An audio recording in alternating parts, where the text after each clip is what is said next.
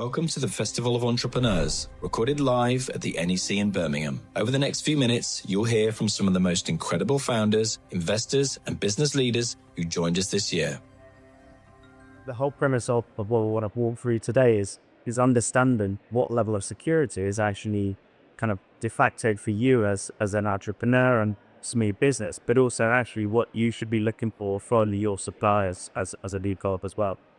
Are you business to business or business to business as well? Okay. So the first part is everyone's starting to get really familiar with a lot of breaches all the time. They're starting to come a little bit like white noise in the battery. We've seen huge, again, hits in the US, TfL, and I've seen more recently, we've seen ones that actually start to impact consumers themselves. For the 30 years, someone just now, and they're talking about M&S. They couldn't actually get their vouchers. That's what was important to, but the reality is it's because of a cyber attack is under. So these are some of the big ones that we're seeing out. Some of the stats that we're seeing across, increases of malware, data breaches of cloud are up significantly. The third-party risks in line with your supply chain is actually where a lot of these breaches are happening. And if we look at those supply chain attacks, the NNS and co-op attacks, which is these significant volleys, but that is your supply chain attacks. That's how they work through it. Suppliers were compromised and looked into their space. So we talk about SaaS and supply chain severe, so third-party breaches have doubled significantly, and probably one of the more concerning ones as a consumer of software from other parties is the fact that the open source cloud-related products are actually being configured. So we're actually looking now at the repository, but the software companies are using are actually being configured. You have no visibility of that as a cloud or as a provider and supplier. So what we need to be wary of is we've got to understand our supply chain. Yes. Yeah, please do.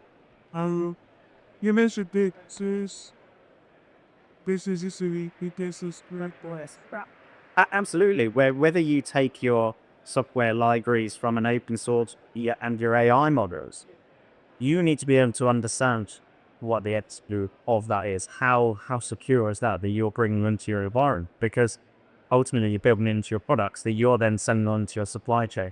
And what I'll come on to in a second is kind of, actually, this is now being questioned. The supply chain from front to back is becoming even faster.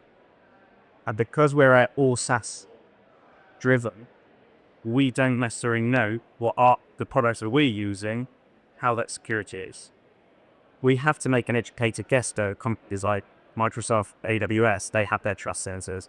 They will give you certain information. But smaller providers, actually, that's probably where it's meant to start drilling in and understanding where their security boundaries are, which is difficult as a small company because you may not understand yourself necessarily complex security controls, these security agents. So why is security in the supply chain really important? Well, actually, it's being forced upon us by some of our customers of wireless alike, whether it's B2C or B2B. There is an expectation that we will be secure because they don't want to give us their data if they know it's going to go wherever, to whoever, at whatever time. So this is forcing security into the supply chain. But what is the right level of security and what do we require? Well, it depends on the size of your business you require. So now what you see is we've gone away from just filling a questionnaire. Now it's now can you tell us about your security and show us 3 certifications. Everyone went on a big drive towards ISO. ISO 27001 is a great framework and a certification. But if you're in the supply chain now, anything in the government now is being mandated that actually Cyber Essentials is the bare minimum. And if you're going to start playing the companies or departments like DWP, actually Cyber Essentials Plus is the bare minimum. So understanding who your customers are will help you choose what you need to have in place. Now, Cyber Essentials is a great framework for small businesses. It wasn't designed for large organizations, even though large organizations are now being formed through by their supply chain. So there is some challenges which, IASME and NCSC are looking at around this at the moment. But you can see the numbers in the last year of how many companies in the UK went through Cyber Essentials. We're now over the 50,000 mark, which is a significant increase on previous years. So how do you do this? How do you start? Where do you look? For me, there's 4 simple steps I take clients through every time when I try and explain to them what do they need as their bare minimum. Where do I start? What do I need to look at? So understand where you are. So here in this example, we're a software developer company. I may sell my software to a reseller. They may have their requirements. They may sell it on to local government throughout their requirements. And that may be used in NOD or CPNR through local government. So you've got to look at the top of your supply chain and help you understand what the requirements are that you should be building into your FIS as your software as a bare minimum. So CPNI, NOD, government, with more sensitive data that you might be handling or your system might be handling, even if you're not, you are absolutely looking at C+ as a minimum. So you can do this exercise in about 10 minutes. And this is, we're happy to do this on the stand with you. Come to us. We'll sign an NDA if we need to and help you decide where you should be in your supply chain security requirements. So once you understand what the bare minimum is, what is good enough? Well, we saw this slide just now. There are huge numbers of different frameworks and certifications. Within Europe, there's over 20. This is just looking at what is common in the UK. So obviously building your territories that you sell into when you have this special. Cyber Essentials is right at the bottom. However, Cyber Essentials gives you confidence in the control areas that you're talking on the left-hand side. Malware protection, secure configuration, security updates, user access controls, and firewalls. Those controls, if implemented, will prevent 80% of the common web-borne attacks that small companies see every day. There was an exercise done a couple of years ago where St. James was part of it for Cyber Essentials Plus in their supply chain and their partner networks. And as a result of that, they got an 80% reduction in cyber incidents in their environments, which is a significant number. So it really does work, especially if you're coming from the ground up. And it also enables you to demonstrate to your suppliers and your customers that you have the right things in place. But it also helps you with a benchmark to mark your suppliers against as well. So once you've done it, make sure you implement it, you talk about it. Do the controls gap assessment. Understand the scope then of how or where you want your security controls to be implemented. Understand asset. This is probably one of the biggest failures of most organizations, is that they head down the road and we can get all of these controls. They don't know what to reply on it. They don't know how to say is that God. They don't know, actually, this is under someone's desk, but here is really important. What is critical to your business. Then apply the controls, and then the certification. But do all the hard work up front, and certification is easy. Fun. But what I would say is, build it in, don't bolt it on. Do it at the start. If you're a young company on the journey, or if you're a medium-sized company going through acceleration and growth, build it in. Start it, bake it. Don't try and bolt it on afterwards. This is when security becomes expensive and becomes more complex, cumbersome, and when staff push cut. Is there something new? What's changed? Then once you've got it, don't let it set. Monitor it. Just put basic checks in place. Once a week, spend 10 minutes. Check your access control. Make sure NFAs are everything. If you do it in this manner, it doesn't get kind of complex beast. And this is, security is just IT done well.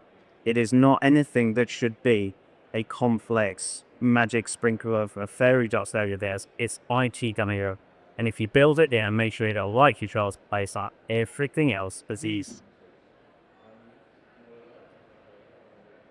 as you start to get bigger, you can start to do more and more with the whole maturity models and really benchmark this out pattern as you forward. You don't need to when you start the small. Stick to something like Cyber Essentials with 5 control areas that keep it simple. This one is an example of based on basically CIS 18 for jails. So there's loads of frameworks you can benchmark yourself, but also understand your maturity. And this is why we always build in a maturity target as well as some patrols, because it's great saying you've got a firewall in place, but if there's no rules in place on your firewall, it breaks. So understand that actually you've got a great control, but there is a maturity level down that controller is there.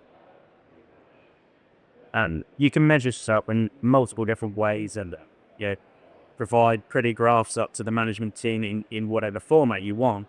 But at the end of the day, make sure to fix it there before you go to this level. Don't try and overcomplicate it. So the common failures or issues that we see around the foundational controls missing is back to ASOS. You can't secure what you don't understand. So get that bit right and everything else falls into line, it becomes easier. Your legal and compliance risks are also something that's a common failure for companies because they don't understand the territory you're playing. But if you do a simple assessment on your supply chain, you will pick this up by default. So you will understand which areas your software, your products are being sold into, which allows you to actually draw your own legal frameworks as well. And duplication, you've seen this quite regularly as well. Lots of tools in scope businesses are purchase I'm banging someone's credit card, and they're just monthly costs disappearing. Duplicated costs actually impact business bottom line. And then security vulnerabilities. Just make sure auto enables there. It's turned on for your servers, your laptops, your patches are actually applied. These are the basics that actually cost businesses when it comes to breaches, but also failures in your controls. As you start to get to a larger organization, there's a lot more that can start to go wrong. But if you filter in and it's not been bolted on the end, you tend not to get a lot of these challenges, single points of failure. As a small business, it's difficult to avoid that. But as a larger organization where you start to look at sharing of knowledge, you can avoid these. These are quite simple, but it's basic practices that need to be applied from the beginning. Nolan tried to do a big change program because people don't want to change. So, as a supplier, there's probably some key takeaways. There is an expectation you are secure from your customers. Make sure you put the bases in place. Customer due diligence is becoming more intrusive. So the days of having just a security questionnaire for any of your work, customers, especially the bigger ones, are actually putting you from automated due diligence out. They are scanning the networks from an external perimeter perspective. They are looking for problems because they will justify them challenging you with that data. If you're not doing the right things and they're doing this is sending you lots of challenges, it means you've got to defend it in the side. You've got the time and effort it's challenging these about, which means you're not doing what you should be doing, which is growing your business, selling your product. You're spending time dealing with these sort of ways. Understanding your position in the supply chain will set you on in the future. It won't help you now, but it will also help you understand where you need to be should you want to grow your business or attack with different mark. For certification, Cyber Essentials starts at $20,000. That's, a couple of cups of coffee a month equals this eventually a year. Think about it. If you haven't got it, it can be done very quick. We've got customers through Cyber Essentials in 24 hours. If they've got the information, they've got all of their assets with Gordon, and they've got the right things in place, this can be done really quickly. But this will help you significantly when you're trying to go through procurement, because you can say, I've already got this, we're in a good place. And then plan your investments in line with the direction of travel. Don't wait till you get there and then turn around and go, actually, we need to spend a lot of money on security now to now get as a CE or the ISO or NIST, whatever it looks like. Build it in, don't bolt it on. And then feeling overwhelmed, speak to someone. it takes 10 minutes to put a framework plan in place for your organization. And then from the other side, the supply chain side, actually look at your supply chain and start to map date as a bare minimum. Actually, if we can achieve cyber essentials, my supply chain should be start engaging with them. And even if they're small and don't really understand what they need to do, you point them in the direction of IASME, the Cyber Essential Republic for the UK. And they'll give them the data, they'll give them the points, the documents that are available, or send them to a security company. It doesn't cost a lot of money just to have a conversation. And don't be afraid to ask for evidence just because someone's got a certificate. Ask for any evidence that you want to support the certification process. Because actually your customers are probably going to ask you for evidence moving forward, which actually means you might need that evidence as part of your aids. So understand that evidence is okay. We're moving away from tell me to show you. That's the important piece of the supply chain. And the focus on the access, who has access to your systems? If you're working with suppliers, we look at M&S, Co-op. Third parties were the way into their organization, say their potential way into your organization. So understand who's got your access. Thanks for watching this special episode from the Festival of Entrepreneurs. Our mission is simple: to help founders and business owners grow faster, think bigger, and take action. And if you were part of the event, thank you for joining us and being part of the community. And if you missed it, don't worry. We'll be back with even more ideas, inspiration, and opportunities to help you take your business to the next level. You can find out more and register for future events at festivalofentrepreneurs.co.uk.